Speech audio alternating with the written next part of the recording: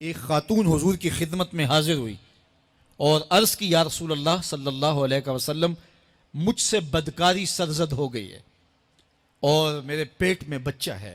اور میں چاہتی ہوں کہ آخرت کی سزا کی بجائے دنیا کے اوپر اس کی سزا مجھے دے دی جائے تاکہ میں پاک ہو جاؤں اور صاف ہو جاؤں، کیونکہ آخرت کی سزائیں بہت سخت ہیں۔ اللہ کے محبوب علیہ السلام نے جبریل امین سے ایک دن پوچھا تھا مجھے جہنم کے عذابوں کا ذکر سناؤ، تو عرض کی یا رسول اللہ صلی اللہ علیہ وسلم ہلکا ترین عذاب یہ ہے کہ جہنمی کے پاؤں میں آگ کے جوتے رکھے جائیں گے، باقی اس کے پورے بدن پہ آگ نہیں ہوگی، صرف آگ کے جوتے اس کو پہنائے جائیں گے، لیکن اس کی حدت، گرمی اور شدت اتنی ہوگی یغلی منہما دماغہ، اس کی شدت سے اس کا دماغ پگھل کر ناک اور کانوں کے ذریعے سے باہر آنا شروع ہو جائے گا۔ یہ سب سے ہلکے عذاب کی کیفیت ہے، اور جو عذاب سخت ہیں الیاذ باللہ، اللہ تعالیٰ قرآن مجید میں فرماتا ہے ثم لا يموت فیہا ولا یحیا، اس بڑے عذاب کا ذکر کیا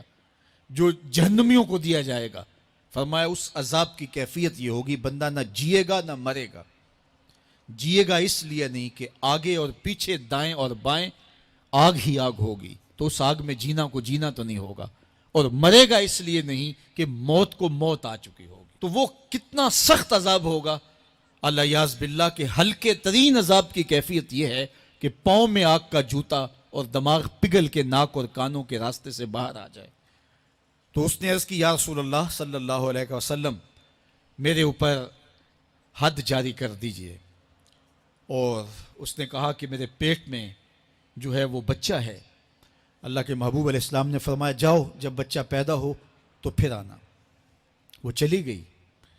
تو جب بچہ پیدا ہوا تو گود میں اٹھائے پھر حضور کی خدمت میں حاضر ہوئی اور عرض کی یا رسول اللہ یہ ہے بچہ جو میں نے گناہ کیا تھا، بدکاری کی تھی، آج یہ اس کی نشانی ہے۔ تو اللہ کے محبوب علیہ السلام نے فرمایا کہ اسے لے جاؤ اور اسے دودھ پلاؤ، اور جب یہ کچھ کھانے پینے لگ جائے گا تو پھر آنا۔ کچھ دنوں کے بعد وہ دوبارہ حاضر ہوئی اور اس نے اس بچے کے ہاتھ میں روٹی کا ٹکڑا دیا ہوا تھا، اور عرض کی یا رسول اللہ دیکھ لیجئے اب یہ روٹی کھانے لگ گیا ہے۔ اللہ اکبر۔ تو اللہ کے محبوب نے فرمایا انہیں لے جاؤ اور جا کے انہیں سنگسار کر دو۔ اس کی یہ حد بنتی تھی، اس کو سنگسار کیا اور اس نے خود یہ سزا اپنے لیے قبول کی۔ تو یہ بات ذہن نشین کیجئے کہ یہ وہ لوگ تھے کہ جن سے کبھی کوئی گناہ سرزد ہو جاتا تو وہ جلد توبہ کرتے، اور اس کی بڑی سے بڑی حد اور سزا بھی ہوتی تو وہ بھی کاٹنے کے لیے تیار ہو جاتے۔ میں اور آپ دیکھیں کہ ہماری زندگی میں اگر گناہ ہیں اور ہمیں سچی توبہ کی توفیق بھی نصیب نہیں ہے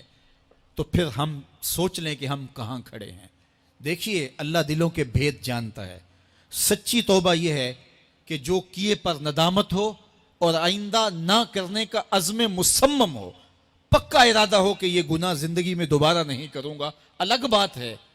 کہ پھر دوبارہ اس سے سرزد ہو جائے، لیکن جب وہ توبہ کر رہا ہو تو اس وقت اس کا پختہ عزم ہو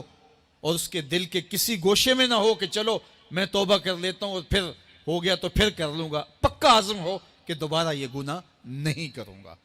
اور اگر زبان سے توبہ توبہ کر رہا ہو اور دل میں ہو کہ ٹھیک ہے یہ تو صبح بھی مجھ سے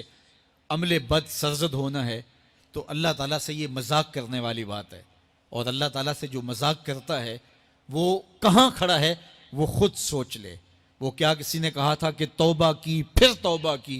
توبہ کر کے توڑ دی، میری اس توبہ پہ توبہ توبہ توبہ کر اٹھی۔ تو ایسی توبہ نہیں ہے